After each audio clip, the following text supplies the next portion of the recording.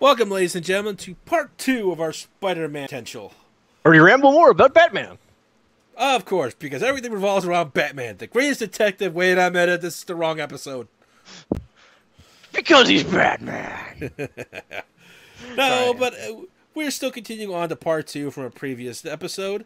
We're talking more about the web slinger, the web-swinging webhead, the web-swinging menace of New York City, and various other names that are too numerous to list. One day I'm going to get that filthy Spider-Man. But I would like to continue on a little bit more about his costumes, because there are a lot of Spider-Man costumes. Some have favorites, some don't. He's even got a Fantastic Four costume with a bag over his head. The bombastic Bagman. But with a kick me sign on the back because Johnny Storm's a douche nozzle. Yeah, but I'm just gonna say this. I don't know which one of the Fantastic Four I hate more, Mr. Fantastic or Johnny. Reed Richards. Yeah, Reed Richards is everything. Okay, let's just say Spider-Man thinks everything's his fault. It's not. Everything's Richards' fault. I'll go with that. Everything is Richards' fault, and that's why Doctor Doom is the greatest superhero we have, because he's trying to stop that menace that is Reed Richards. Look, all I'm saying is Doctor Doom as Iron Man sounds really interesting now. Oh, it is. Oh, it's fantastic. We're not going to tell you about that. We're going to leave you in suspense. I'm just going to let people know he fights an evil Reed Richards in it. God damn it. Now I'm going to go read that. See ya, I'll be right back. Okay, da, da, da, da, da, da, da, da, da. But going back into my costume tangent, there are so many Spider-Man costumes. He's got a stealth costume now that can turn invisible, except for when people wear special like glasses or contacts. He's got one specifically made to fight the Sinister Six, which is like 6 of his best villains team up to kill him. He's got one that I like his Homecoming, his first Spider-Man outfit. Yeah, that's a really, really clever costume for a first Spider-Man. Yeah. Then there's that epic my Spider-Man. Only critique about that one is the fingerless gloves. Look, I like fingerless gloves, but fingerprints are a thing, and he would be smart enough to know that. I get why he did that, because he probably didn't have a way of making himself stick easier without using his actual digits. Yeah, we'll get to that discussion of the spider powers in the next part, but yeah, you are right. There's just, there seems to be a trail of fingerprints going up this wall. But there's also all the altered Spider-Mans from different timelines that are and are not Peter's. I mean, have fun costumes themselves. I mean, the Noir Spider-Man costume is just fantastic. Oh, that's just that because was fun. I love Noir stuff. Yeah, Noir Spider-Man is one of my top favorite Spider-Man. Yeah, then there's that classic iron armor, that's silver armored Spider-Man costume. I had a toy. Then there's the Gwen Stacy and Silk Spider-Man costume, or Spider-Woman costumes. Yup. The only thing I don't like about Spider-Gwen's costume is that she looks like she's wearing slippers all the time. I know. It always looks like she just got out on her, where she ran. It's not like they're white to go along with the rest of her costume. No, they're like baby blue. They're like she's wearing grandma's slippers. They remind me of like an old lady's slippers. That is my only problem with this wonderful color of her costume. I mean, I like the hood and the white and black. I like how the hood inside has this pink, which gives a nice splash of color. Mm-hmm. But it's not the baby blue grandma slippers distracting. Yeah. There's that wonderful black costume Miles Morales has. The red and black Miles Morales. Miles Morales is also another interesting Spider-Man, I think. Yeah, he does not get enough credit, if you ask me. And I think this could tie in very well for what you told me before, is to have like a Spider-Man Beyond. We'll get to that later. We'll get to that later. Yeah, We'll continue to talk about costumes. My personal favorite costume that Peter Parker himself has worn was during the Civil War storyline, where he got an Iron Spider-Man suit from Tony Stark. It combines Spider tech with Iron Man tech, and it looks so fucking cool. My only critique is it has 3 additional arms instead of 4 additional arms. Come on! Yeah. The arachnid aid! I did kind of wonder about that too, but if it hadn't been for the Superior Spider-Man series, which had another nice costume, Superior Spider-Man is when Doc Ock took over Spider-Man's body and pretty much left Spider-Man to die in his old body, And Doc Ock kind of went on this huge tangent of being superior to Peter Parker in every way. He redid the costume to fit more his style and everything like that. It's an interesting arc. Yeah. And I could go into a long tangent about that, which I might do as a separate series because I don't have many critiques about it, but it's just a fun read. Yeah. This is supposed to be more focusing on Spider-Man as a general. Yeah. Like as a whole. Okay. So what's your favorite costume Parker has worn? I want to say the Homecoming Spider-Man suit. That is a good choice. Because it's... Now, I know Tony Stark made it, but the tech involved and Peter Parker figuring it out, it's a good... It definitely feels like this was a Tony Stark suit, but in terms of... It felt more Spider-Man than the Iron Spider did, and that's not a problem. Major critique about it. To me, I think the AI should have been able from the start to help Spider-Man learn about the suit. Yeah, that is my only major critique about that because it's like you want him to learn without teaching him. Yeah, it's like it's basically like if I gave Soul was put in a classroom and given a laptop and said, "Hey, research this this paper on ancient Greek philosophy." This is running on Linux. I don't know how to operate Linux. Teacher, where are you going? No, I was actually going to go with the whole, I gave you this computer, but I didn't give you the Wi-Fi password. Yeah, that would be a problem. Yeah, you have this computer. You know how to use it just fine. The computer will help you, but it can't do anything more than what it's got on it, and it has no Greek philosophy on it. And then when you have a suit that has like over 500 different kinds of webbings, how is he supposed to know about that? Yeah. Why does it always have a lethal mode? Why? Well, considering things basically, I'm going to say this: the Homecoming suit feels more like a homage to the Scarab from Blue Beetle Jaime Reyes because it's jumping constantly to the lethal version, and that's all the Scarab wants to do. I kind of have a theory on that, and that's Tony Stark's paranoia about what he saw and Thanos coming. I think he might have been a little. I think he had this feeling that he knew Peter was going to jump in on this, and he wanted the kid to survive. Good on you, Tony. For that. But I think your paranoia took a little too much control and kind of made that the go-to mode. That suit was definitely partially designed during Iron Man 3.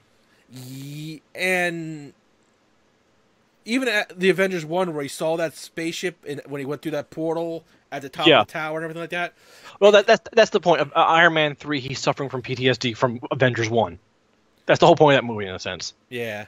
So it got to the point where I think that certain things, but the AI should have been able from the start and might have avoided a whole few other things in the movie. But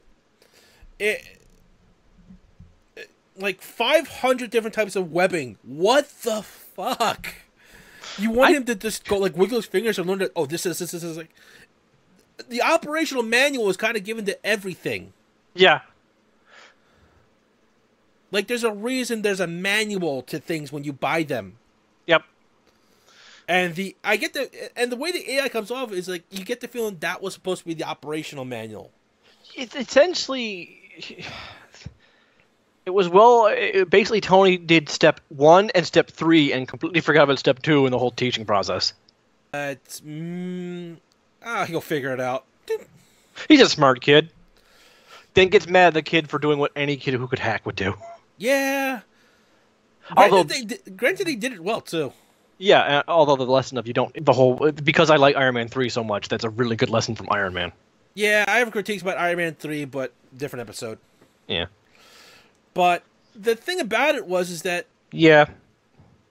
Then again, Tony's role model in fatherhood is not exactly very good either. Yeah, it's kind of why I would have loved to see Peter Parker and with his mentor as the Black Panther.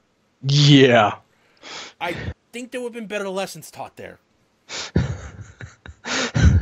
Plus, they actually probably could spar without really hurting each other. Yeah, see, with one small tangent. No, one small tangent. Shoot. I love Ben Reilly's Scarlet Spider's costume. Yeah, was simple, but it had a flair to it. Yeah, and that's all I asked for, a different version of Spider-Man. All right, on to Spider-Man. Question for you real quick, just before we go there. Sure. Did you like it better with the web shears being on the outside of the costume or the inside of the costume? See, I'm fine with it being on the outside, as long as it's not these big, heavy couplets. Like, No, but if you want it smaller, I can't really argue that. well, here's the thing: you can see him on the outside in the homecoming costume, but I see the bulkier ones being his original design. Not unless you can Wonder Woman with them. Now I just see him getting Amazon lessons. With his reflexes, he could pull it off. My brain did not go to the Wonder Woman Amazon when you said that. I immediately thought of the Kamen Rider Amazons. That would get messy very fast. We gotta watch season 2 of that. Oh yeah, we do. But I digress. Spider-Man, one of the main things, I would say one of the top 3 things, there's his intellect, his charm, and then there's his spider powers. Yep. Which everyone wants if they could be Spider-Man. Yeah. Personally, I would kill for his intellect. Yeah. That would be amazing. Mostly because, well, with the intellect you can fake the powers. Quite easily, honestly, a lot of people have done it.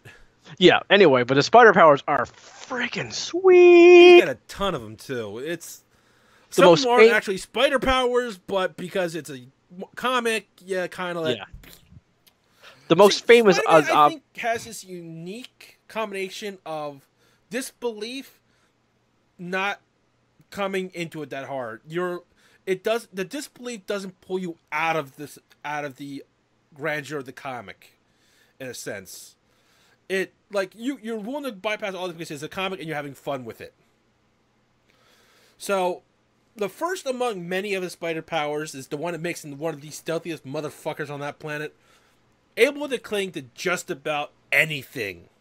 Windows, walls, cement. Now, this is one of his biggest controversial powers, I think, in there, besides the spider sense. Yeah. The reason being is because when he first developed the spider powers back in the original, it was these tiny little spider hairs that, as spiders do it, they kind of cling on to the mechanism structure. There's a whole video on the net you can watch about it. Don't mind me in the background making some discomfortable noise. I've made jokes, but I'm seriously arachna and insectophobic. So I'm arachnophobic, and I still love this. So it's kind of one of those. Sometimes, but I also have a very big imagination, so Soul doesn't have to even describe things, and my brain will go places. So if I'm making odd noises, forgive me. I'm trying not to scream. And I apologize, but it just has to be described to understand. Yeah. I'm not saying skip this because I'm squeamish. Just be forewarned. And as a side note, this is why I haven't watched Ant-Man, because I physically can't watch Ant-Man. I keep meaning to watch that. Like, I'm not bug phobic. I don't know what the term for that would be. I'm arachnophobic because they scare the shit out of me. Arachnophobic is just towards spiders, scorpions, stuff like that. Pretty much the 8-legged things that are not bugs. Yeah. Insect and arachnophobic oftentimes can go hand in hand, or you can have one or the other, which is... I don't understand that because I have both. Yeah. But, back to the point. And there's these tiny little spider hairs that kind of cling on at a molecular level. All sort of science stuff in there, but that's an actual thing. Science! And I'm trying to remember who that guy's name was. I showed you the YouTube video before about how you can cling on with like only needing 3 fingers. Oh, yeah, I know who you're talking about. I will find him while you describe things, because I like... That's fine. He's got it on for the majority, most of his fingers, his toes, maybe his feet. I don't know. Like, it's never explicitly... Well, when he's the bombastic bag man, he's not wearing any shoes, so he can still stick by that. So it's on the soles of his feet. Yeah. See, there's the controversial thing in all of this is that his costume covers where he would stick on. Now, you can make the argument that it sticks through on the gloves because it's a thin material. Okay, I can go with that. But the feet are kind of like a huge thing. Sometimes he's wearing shoes, sometimes he's not. So it's gone through a couple of differences of him changing his... Because science with Kyle Hill. Yes, and he does a huge video on the web fluid and other comic book things. He did the web fluid, swinging, clinging to things. And the thing about it is that Marvel sometimes tries to science it too much sometimes, in my opinion. Yeah. And I think just saying Spider-Man can cling to walls and just leaving it there would have been fine. Some people would have been annoyed. I can understand that. some people always will be annoyed. I mean, Yeah. sometimes people's suspension of disbelief cannot be overcome. I mean, I'm the guy who can believe a billionaire can become the world's greatest detective ninja, or a guy can get bitten by a spider and climb walls, or we governments would build giant fighting robots as Or a man struck allowed. by lightning and other chemicals in a lab will run faster than the speed of time. But I also at the same time can't logic. My suspension of disbelief does not work for things like Attack on Titan. I don't understand why those hip things would work, or why they wouldn't just evolve better guns. And I'm sick and tired of people saying guns just don't work on them. Like, people would make guns that would before they'd make Yeah, rocket. it's kind of a thing of human invention. We kind of keep working on it till it works. Yeah, that's the thing. The survival of the species is kind of a huge thing for that. Yeah, and that's the thing. Some people's suspension of disbelief work different ways, and sometimes you just can't latch onto an idea no matter how cool it should be. And Spider-Man cleaning the walls for being bitten by a radioactive spider and being Spider-Man, I'm willing to accept it. Yeah, it worked for two of us. We're happy with the tiny micro hairs, but then there's the whole. Sometimes they write it as low-level telekinesis. He's changing his magnetic structure to the Earth, or whatever the hell he is. I think it's all over the place. Now, granted, I'm always up for a good debate on what is actually going on. Don't get me wrong, but we should not be being pulled out of the comic for this. Yeah, I think the best example of low-level telekinesis is the Spider-Girl comic, where she learns that she doesn't have to just stick to things; that she can repulse things. I'm like, okay, that's using that in an interesting way. You've made it a plot point and a weapon. Cool. Well, you see, the other thing that kind of makes people go with that route or the magnetism is because how does he turn it off? Yeah. How is he not ripping people's arms off trying to get free of shit? Mm. No, I'm just saying, that's kind of why they go that route, and I can completely understand that. You're trying to be creative in it, but you're trying not to make plot holes, why Peter Parker isn't walking down the street with the arm of a man he just shook hands with. Yeah. So I can understand why you're trying to do some of these things. I've done it sometimes myself, and when I'm reading the comic, I don't let it bother me while I'm reading it. Afterwards, when I go back to it, I just kind of pick at it. Kind of one of the bases of the show, honestly. Yeah. Some things I've liked, and then I go back over and watch it. I'm like, how does this work? Why is he doing that? Why is this happening? The reverse does happen with us, but not as often. We'll probably get to that when we talk about what the next episode is. But I digress. That's not coming up for another 45 minutes. Anyway, the next power, I want to say, would probably be the super strength. Yep. Kind of standard, and with every other superhero with super strength, the limit and the maximum limit is kind of always shrugged off for the sense of disbelief. Yeah. I'm sorry, Spider-Man has done things that, by definition of where his strength is supposed to be, he should not be able to do. But they can fudge it by saying adrenaline. Sometimes he does train a bit. There are some negligence that can get away with it. And the thing is, they're not constantly just making him stronger and stronger. But there's some times where the most famous scene is where Spider-Man's being crushed by something heavy and has to think about his loved ones to get the strength to push it up. That was good once or twice. God, is it so overused now? Yeah, I like when he talked about it in in 90s cartoon. He would have trouble picking up a station wagon.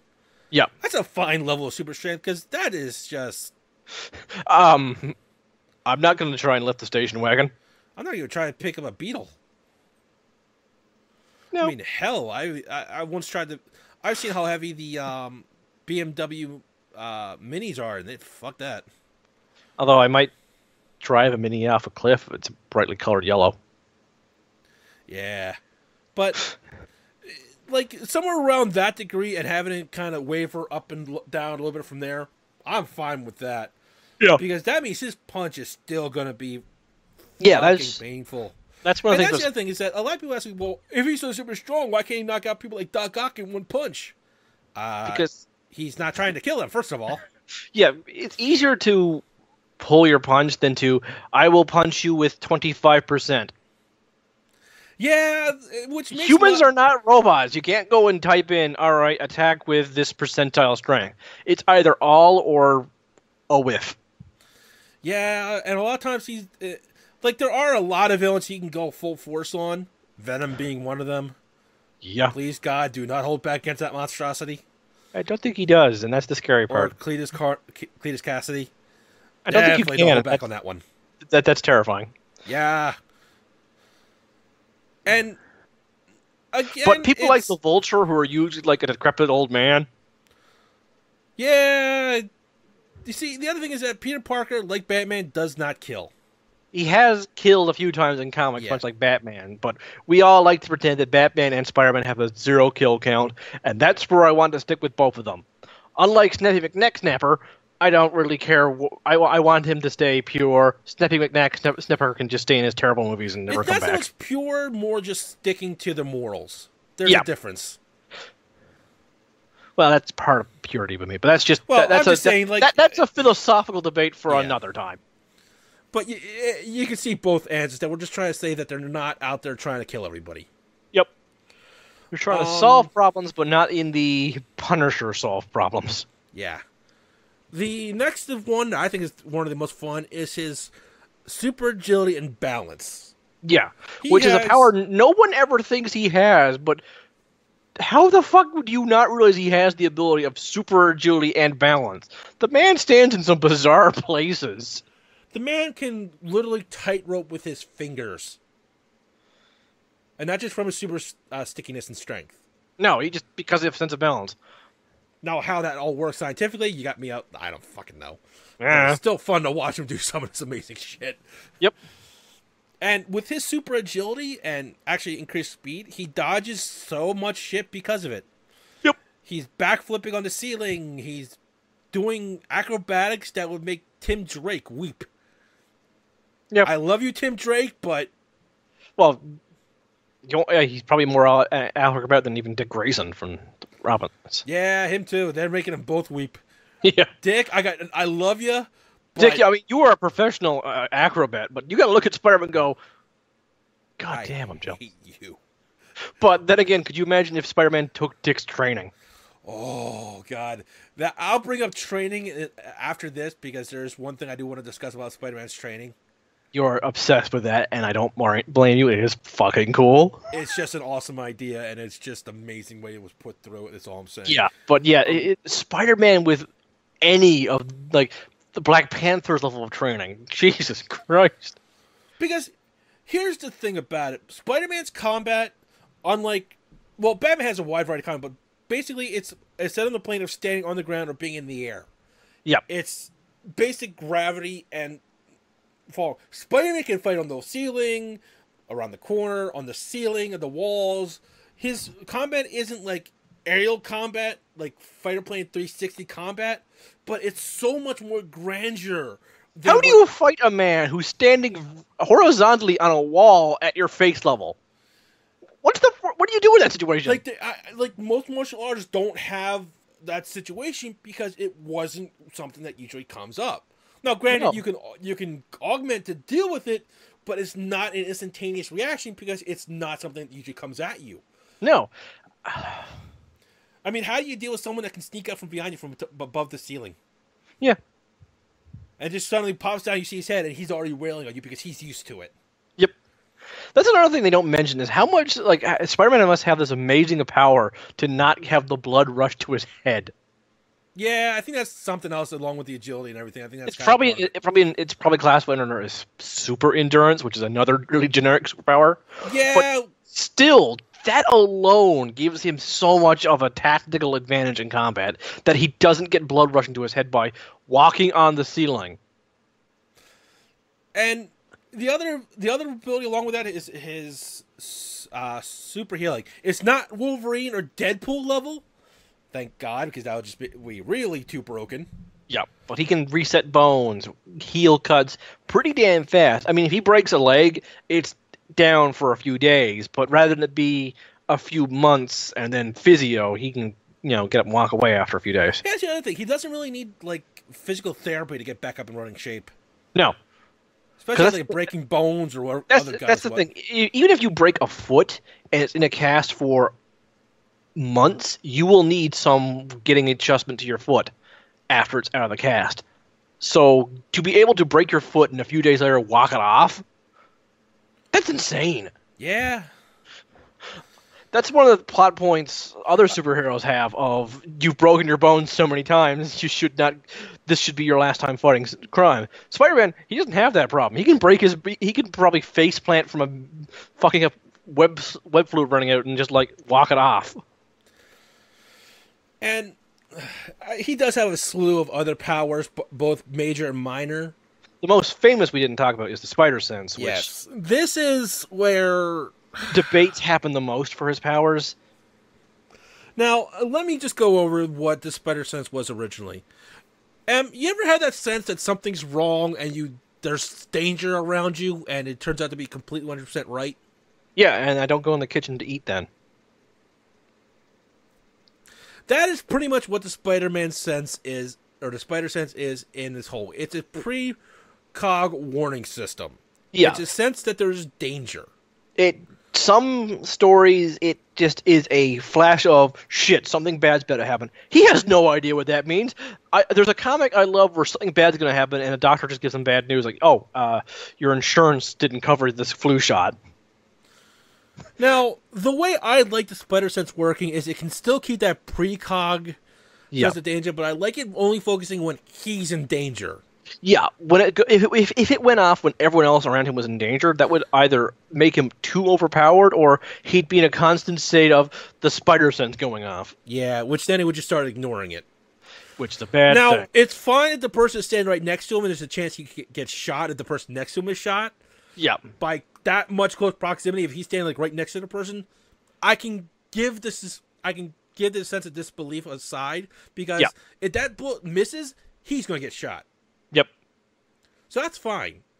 The other way I like the Spider Sense working is, because it's usually tied into that because of the movies, is a 360-degree awareness of everything around him. Yep. And that's how he's supposed to be able to web swing through the city and web swing without looking where he's hitting the building. Because, he does that on reflex that time. He's not looking where the building is. He's just web swinging away and not even caring. Which, to be fair, would only work in the city. I love the suburban web swimming scene from Homecoming. Yeah. Because I live in an area where the tallest building is 2 stories. I will get to that discussion about the game, because I actually did make a couple of comments about that just for the game, and I'm fine with that. But that's coming up later. But basically, it's the 360-degree view of a situational awareness, like how you can walk upstairs without looking at the steps because you know where they are. Yeah, or if you're like most people who wear glasses, you can get up and pick up your glasses where you left them. Yeah. So he's got this whole awareness around him, so that this also helps him avoid danger. Yep. Now, these are the key words. Help avoid. Doesn't do it for him. No. There's a scene from an Avengers cartoon where Spider-Man has to stop this device from destroying reality, and he's like, I don't know how to do this. This is beyond my level. And then he realizes, wait, if I remove this and my Spider Sense goes off, that means I shouldn't remove this. So he keeps, like, remove this, nope, Spider Sense, remove this, nope, Spider Sense, remove this, no Spider Sense. Okay, unplug. Yeah, I like that. That was fine to me entirely. Yeah, that was Spider-Man using his powers and his ingenuity. Yeah, that was awesome. That's when you combine 2 great things to make something even better. Now, I forgot what I was going to say for a second there. But, like I said, he's got a whole slew of powers that you can retcon, you can do more stuff with. You got some characters with organic web shooters, which I'm not really a fan of, but I'm okay with them if it I is have so many. I have more questions about the organic web shooters than I do anything else. So it was introduced to solve problems. Like, they introduced it because, how does he always how did he make the web load? Oh, what if his body makes it for him? Brilliant. My question is, okay, does he need to eat more? Does he need to sleep more? Yes. Does it, like, if he fires too much, does his arms start to hurt? If he, like, fires a lot of it, does he start to bleed while doing it? No. Because that's my first... That just haven't answered. And the thing is, I'm always asking those questions, and the media I've seen in don't answer it. Well, that was actually answered more in the comics, that if he eats a lot of foods with a high amount of starch, it helps replenish his webbing supply. And the thing about it is, I like the organic web shooters because you can always know how much webbing you have. Yeah, he has five cartridges. I think it would be a little harder to tell, and not to mention operate the webbing if it was organic. I think is my major problem. That is the biggest problem, is how much ammo does he have? Like, I feel like I got 100 yards. Oops, only 90. I'm fucked. Yeah.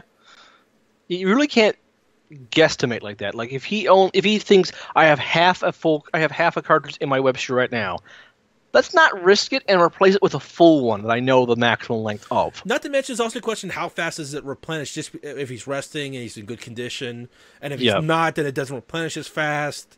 What happens if he breaks his arm? Does that influence it, or does it like get caught up and there's a buildup of web fluid in his arm? Yeah, would that make one of his arms swole as fuck? What happens if someone goes in and give him an injection, like he has to get a flu shot because he's working at the college, and they accidentally hit the web fluid vein and just spurts out everywhere? Yeah, what happened if his arm got cut and it went into that too? Like, would it just explode in webbing? Yeah, it may have solved some questions, but I have more questions. So the easy solution is to make it appear more complicated by having it be ammunition. And okay, how does he know how much ammunition he has? Well, maybe he can tell by weight on his arms, or the web fluid can have like the button that fires the webbing could have like a light on it saying, "Oh, the light is yellow. That's close to halfway." Actually, they did. That is retconned into it. Is that he has like a little warning light when the fluid is low. Good. I'm not sure how low, but there's a indicator that he's low in fluid. I'm just saying it could be like the green, yellow, and red lights for your electronics. I'm not sure it's that, but I know there is a light that will go on when he's low in fluid. Yeah, exactly. It's easier to guesstimate with technology. Yeah. Okay, go ahead. I'm going to go back into what I was going to go is that Spider-Man, using help from another martial arts expert and some tech from Tony, developed when he had no longer had access to the spider sense due to outside forces, created a martial art called the Way of the Spider, utilizing everything he has as Spider-Man, cleaning the walls, web swinging, his agility. Like, everything that is Spider-Man was incorporated into this martial arts for him to use against people with, and he fought Madam Web, who was connected to the web of the spider. There's a huge thing about that. Don't go into there now on me.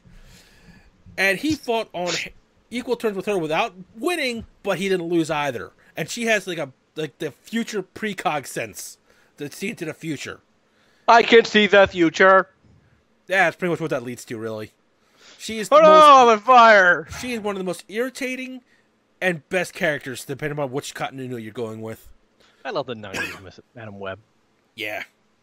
I also love how that she was voiced by Stan Lee's wife. Yeah, that was awesome. Which made that seem like, who is this delightful woman? Stanley says that, and I'm like, ha. Yeah, that was one of the things that, like, it was always outside, but it always had some of the best jokes in that. Yep. But and the thing about it is, like, that was what I'm saying is, like, this is a martial arts specifically tailor made to people with spider powers, because if you're flying, you have like the aerial combat. Yep. If you're on the ground, like Batman, you have like the most basic martial arts. But this is something entirely unique that only certain people could actually pull off. Yep. And the way you surprise people with that, the way it works, the agility to hit the pinpoint pressure points they learned from martial arts. Once you learn that, that is a scary thing to come up against. Did he learn that? Did Iron Fist help him create that? Because that sounds like an Iron Fist thing. No, it wasn't Iron Fist. It was someone that knew Iron Fist. I forget the name of the superhero.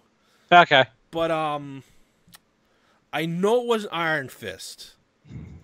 Unless it was a different form of Iron Fist, but I'm pretty sure it wasn't. But moving on, but I just, like I say, it's just the way that how it incorporates into being like an entirely different point of view on how to fight things is what I really like about it. Now, the other problem that is going to be a major point is that Spider-Man's age. Oh boy, this is my biggest problem with the character. I have a major issue with this, but it's not. Shang-Chi was helped him create it. Oh, okay, yeah, that sounds familiar, yeah. Yeah. It sounds familiar, but I can't entirely place them. But... Yeah, but okay, going back to age, what do we mean by that? Well, Marvel seems to be on the impression that forever and ever and ever and ever, Spider-Man will be in high school. Despite the fact that or have every high school issue. Yeah, despite the fact that he's been married, he's been Killed. a professor in a college, a teacher in just regular high school. He's owned his own company, and just general things about, growing up. But even when he's an adult, sometimes he's written like a freshman in high school when it comes to maturity level. And that's my biggest problem is you either age him or you stick with one age and one maturity level. You cannot have the best of both worlds, and the best would be to age him and age him maturity-wise too. Just if you're thinking, if he's not a teenager, he won't make stupid mistakes. He'll make less mistakes, but there's still going to be drama in his life. I would just like to say that even Batman, in all his intellectual superiority, being the greatest detective, even he still makes mistakes. He is not perfect. No. And this is a man who can take down the Justice League just by inventing shit. Yeah. This is a guy who has a contingency plan for everyone he meets. And one of his greatest mistakes was he made contingency plans for everyone he meets. Yeah, that's kind of the thing biting you in the ass. Yeah, that was not a maturity thing. That was if you ask me, a logical thing to do when one of the guys on that team, if he sneezes wrong, might kill everyone in the room. Yeah. So having a way of stopping him in case he either goes power mad or some otherworldly being decides to hijack his body and decide, let's punch everyone to death. Or, they take the level 1 and then they got to stop him to stall for time or something like that. It's a logical choice to have. The problem was somebody took it and used it. But because of Batman's giant moral of no killing, his contingency plans did not involve killing them. No, that was a huge difference in that movie, is that none of it involved actually killing them. Yeah. But and that's the thing. That's the thing with Batman. He's smart, but he makes mistakes, and he makes mature adult mistakes. Now, here's where I kind of agree, but I don't think it has to be all, even emigres, it doesn't have to be done all at once. No. Aging takes time. Yeah. Maturity can come in bursts or slow progression. Yeah. But the thing is, the problem I have is they keep setting it up for mature growth, and then drop it back down. They never follow through. They are great. Marvel is fantastic at foreplay with Spider-Man. But when it comes to actually sealing the deal, they back out. Every time. And I think one of the best examples of this is, I think I said this before, I personally love the Ultimate Spider-Man section. Because it starts him off as a teen, and he's got like 2 or 3 years left of high school. And it's him developing as a teen. And he also realizes that when shit goes over his head, I'm getting S.H.I.E.L.D., the Fantastic Four, even though we have some issues with that crew, but it's like he's going outside. I have no problems with The Thing. The Thing is awesome. The Thing and Sue seem to be the only two I really don't have an issue with. She did marry Richards out of her own volition. Hey, she gotta get rich somehow. She could have married Namor. He's richer. Or, Doom, but... Doom is just doing that to piss off Richards. Yeah, but if she can get rich off it and enjoy it, why the hell not? Doom would give a much better honeymoon. I mean, hell, they could probably just do it as a business plan. Yeah. But, one of my favorite examples of Spider-Man maturity and being a child is going back to Homecoming. When he's crushed, he takes his mask off, and like a child, because that's what he is, he begs for help from no one around him because he's scared. If I was stuck under that much rubble and crazy, I'd be yelling for help too. Yeah, and that's an actual thing. But he realizes that he's on his own, and he, mans up and takes care of that. That's how you show growth and maturity. Now, I'm also all for the scenes where Spider-Man needs help and the people of New York City step up to help him.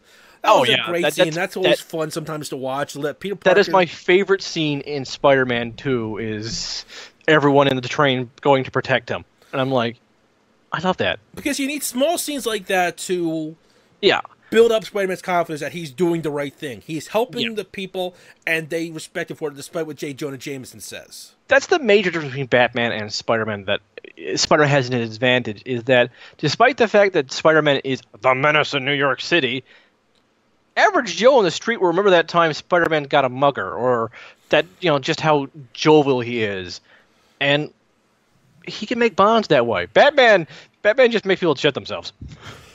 Here's the other thing that except for children, Batman I never. was just about to mention this. He never scares children unless he has to scare them straight, like that scene where he saves a kid from being crushed by a train tunnel, and he says, "If you play chicken too long, you get burned." And I'm like, "Yeah, that kid needs to learn that lesson to stop Darwin a warning."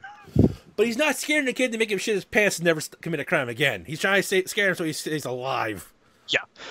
Spider-Man also, along with Batman, has interaction with the people. Yeah. And that is a nice thing. Like, I forget which movie it was, but there's that scene where he helps that kid fix up his little science fair project and talks to him about it. I think that's Amazing Spider-Man 2, where he webs the windmill back in the position and walks the kid to school. Mm.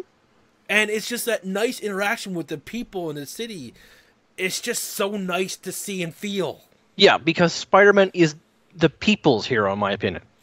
And that's what we mean by the small crimes, that he's sticking with the people. He's not doing the Tony Stark or the Fantastic Four or some other big name hero that I can't think of that is busy trying to deal with the huge issues. Yeah. Spider-Man has realized that while they do protect the world and they are interested in protecting the little people, they can't always be there. No. There's always that big, huge issue, and that if little guy needs help, that's where he comes in. That's where he sees himself. Yeah. And when he's not overdoing himself with that, he's probably only competed with, in terms of goodness, with the Flash. But I love the Flash because of his super speed, he'll paint an old lady's fence and say, "Hey, once I get started, it won't take me very long. I'm done." I even dried it by spinning my arms at a certain speed. It's in case you needed to open your fence and didn't want to get paint on your hands. Yeah. And that's the thing I would like.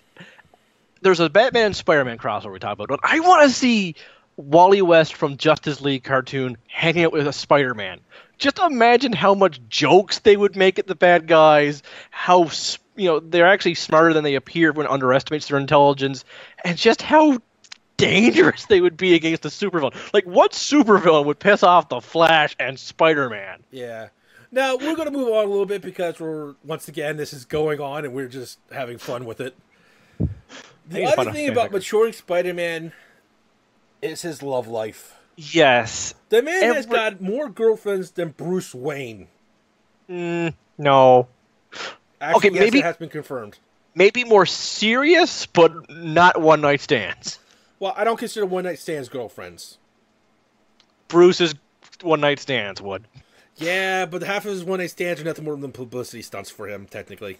Fair enough. But yeah, you are probably right. He's had more long-term relationships than Bruce has. And I think, to start off with and trying to... Like, I have no problems with him putting himself out there to date. I can't... Because he's human. He's... Social activity. He's definitely not asexual. No. My God, if Spider-Man was asexual, a lot of his problems would be taken care of. Ugh.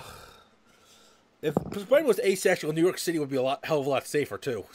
He'd be a lot happier. He would, just have a couple of good friends, and they'd be like, "Oh, Pete's late again. Big whoop, Pete's always late."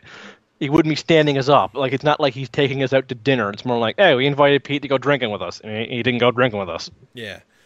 But... Hey, Pete's apparently posting pictures of Spider-Man. Must have got called in by the Daily Bugle. Yeah, it's the same problem he had with Carly Cooper, is that he kept putting off on telling his girlfriends that he's Spider-Man. I can understand not telling them on, the first couple of dates.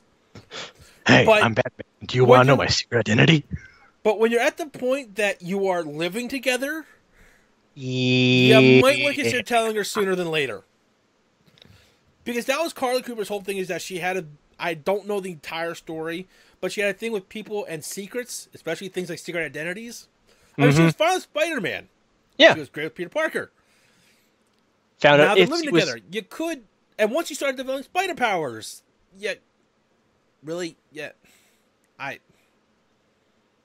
Look, all I'm saying is I was a lot happier with Carla Cooper dating Spider-Man than I was Mary Jane. That's personal opinion. Bring it on internet. I don't give a damn. I personally like Mary Jane a lot. Look, but Soul is perfectly fine to like this, like Carrie. I mean, from what I've heard about her, I don't dislike her. I mean, honestly, Pete deserves someone who can, help him be a better person.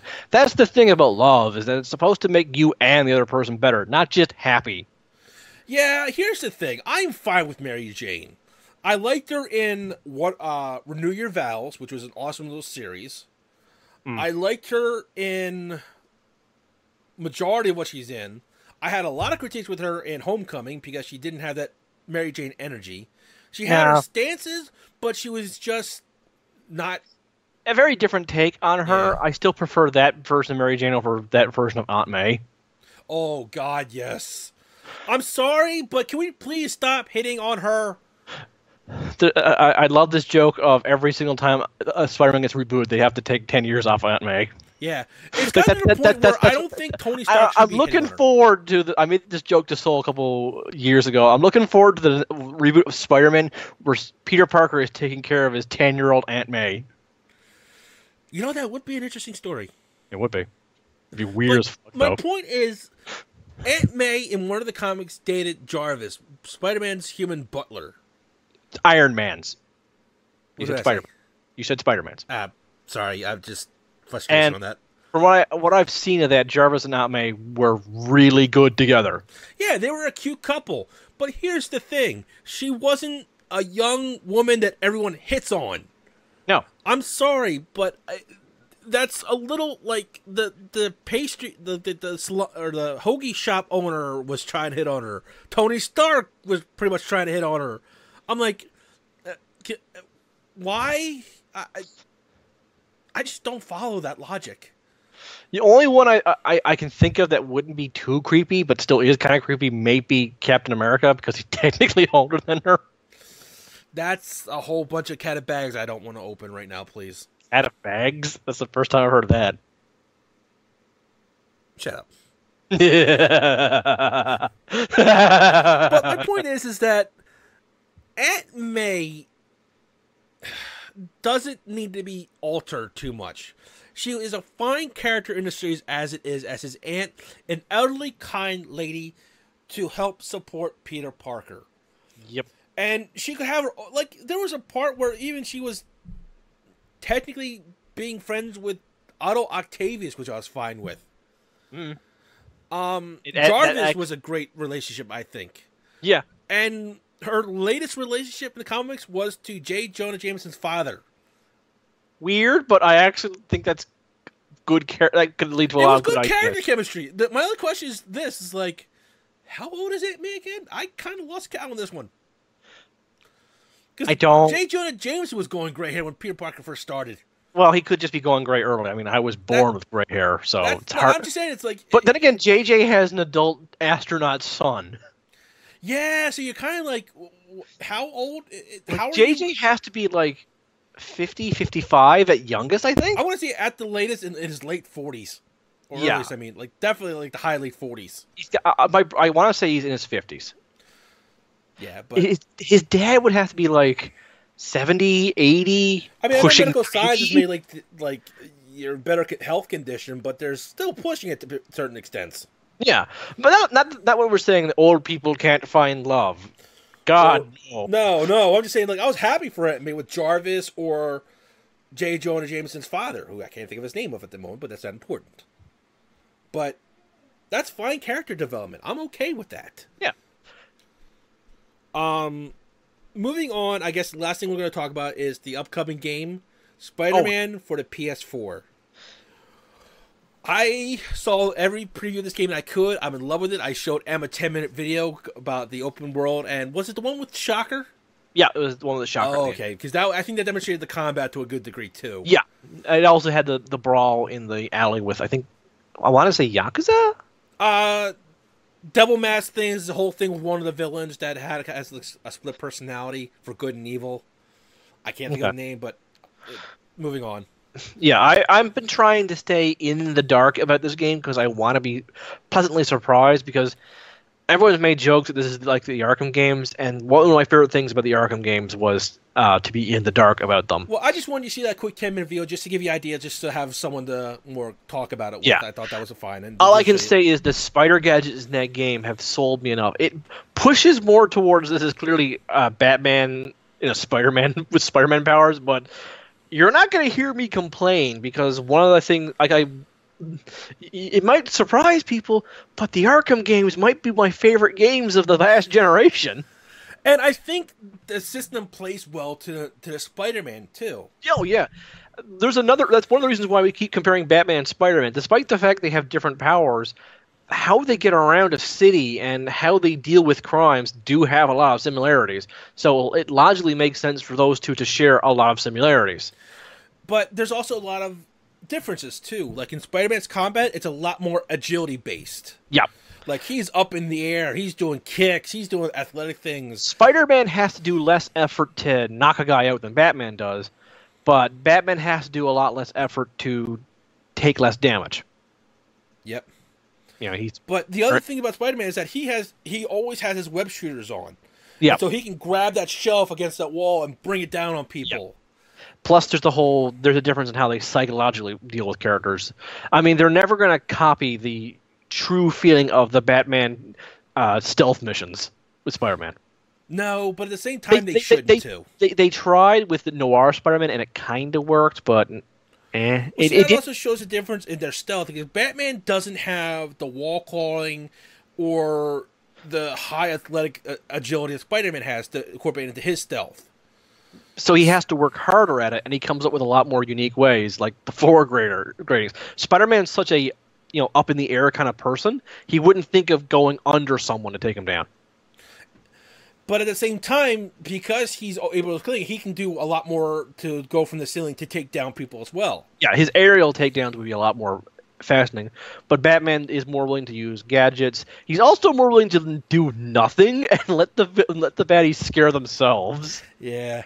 One of my favorite things forever will be to throw a batarang, purposely miss, and watch the guy shoot the batarang on the ground. Batman's here! Ah! But I love this that in that combat, Spider-Man used his web swing, grabbed the line onto a bomb he put down previously, and just swung the web bomb onto somebody. I'm like, dude, that was awesome. Yeah. And it's just that while there are similarities between how the combat flows, like with the dodge mechanics, the combat, just watching Spider-Man do more like kicks and acrobatic stuff, you feel so much different than Batman with his powerful strikes to knock people down. Yeah, and okay, Batman jets around buildings by using his grappling hook. It's pretty fast. It ain't nothing on Spider-Man's web swing around the city. The only way Batman can keep up with Spider-Man traveling through New York City is not by the grappling hook system, it's with the Batcar. Batman would probably get there first because of it. Well, that and that Batmobile seems to just, drive through some building walls. Yeah, I'm just saying, like, if you're going to compare by Batman's grappling... Okay, just a small side tangent. If you want a challenge mode, drive the Batmobile in Arkham Knight like it's try and obey traffic laws. Yeah, no. I tried. It's my challenge mode, and there's an entire run where I took an extra 2 hours to get to some places while solving riddles. While making sure to drive and actually... stop at crossroads, because there's a scene from when Batman meets a parallel universe Batman, and he's like, "We have to enforce the little laws." So Batman stops, and he's like, "Why'd you stop?" It's the little laws we have to enforce. It's like a smug Batman to Batman conversation. But like I said, Spider-Man web swinging is going to be one of the fastest modes of transportation, and watching that. In that review, in that little show, it looked like they managed to make it. I haven't played it, but if they can keep with those controls, and I've heard a lot of people praise this. Yeah, it looks glorious. Oh, it looks so fun. It looks like he's running along the walls as he's swinging. He's actually hitting buildings, and they even admitted that they had to take a little discrepancy with it because they made the trees in like the park stay a little more numerous and higher up, so he could swing on those. Yeah. But it's stuff like that I'm more than fine with because it's more for my entertainment than I am for realism for this. Yeah. And just like him running up the wall while grabbing the building with his webbing to help him keep momentum going up the building is just so much fun to watch. It is. And his combat of just you could do, and it's just so glorious to watch. I recommend that anybody is interested that wants to be okay spoiling so slightly, just watch 1 or 2 videos, and you'll get the sense of what we're trying to convey here. But if you're a Spider-Man fan, I do recommend checking this out. It shows everything. If you're that like 1 or 2 rare Spider-Man fan who has not already checked out this game, come on, just do it for yourself. I respect people that don't watch trailers because they don't get spoiled for shit. I'm fine with that. Like I said, I've tried to avoid a few because lately game trailers and movie trailers have just been, here's the entire plot. Yeah, I picked one that tried not to reveal too much for M just to give something to watch out. And this really didn't spoil anything, but it showed off everything so well. Yeah. Like, Peter Parker's down just waving to people. There's even mention that some people give him high fives. Some people point him towards collectibles as he's just walking among the people. And if you're not a fan of the suit that they're using for the PS4... don't let that be a total show off to you, because they even mentioned that there's going to be a ton of suits that you can make. Maybe 1 or 2, maybe even 5 that they made specifically for the game, if I remember correctly. But they got his original costume, the Spider-Punk costume, and you're going to be able to do side missions to get materials to craft other costumes. Some you'll unlock during the story. Yes, but nothing will ever beat being able to be Adam West Batman in a modern setting. What about being the bombastic bag man in the setting? Almost, but it's not quite Adam West. What if you got to be the Japanese Spider-Man? Ooh. No, wait, that only counts if you get Leopard on. Who? Change Leopard on! This is giant robot. That's right. Japanese Spider-Man had a giant fighting robot. In fact, it's because of Japanese Spider-Man that the Power Rangers got Megazords. I am not making that shit up. So you owe him, Power Rangers. You owe him. Yes, you do. During the 80s, Marvel and Toho decided to make a deal where they Spider-Man became a Japanese superhero, a la Kamen Rider, a la Super Sentai, if you know what those are. Yeah. And for a different change of pace, not only was it a Japanese man who became Spider-Man and got spider powers from aliens, story, he also was given their spaceship, the Leopardon, which has a lion head, which then transforms into a giant robot version of Spider-Man to fight giant monsters Spider-Man can't fight with his normal superhuman strength. And this turned out so well that the next series of Super Sentai that came out the next year got their own single giant robot, which then later led on to the multi-role robots that combined to one gianter robot, which we then renamed as Zords/Megazords. And that is the history of how Spider-Man has improved everything else around him. But still can't keep a steady date. But there is 2 things I do want to say before we close this off. Number 1, despite the distracting white on his shoes, I love the new Spider-Man costume.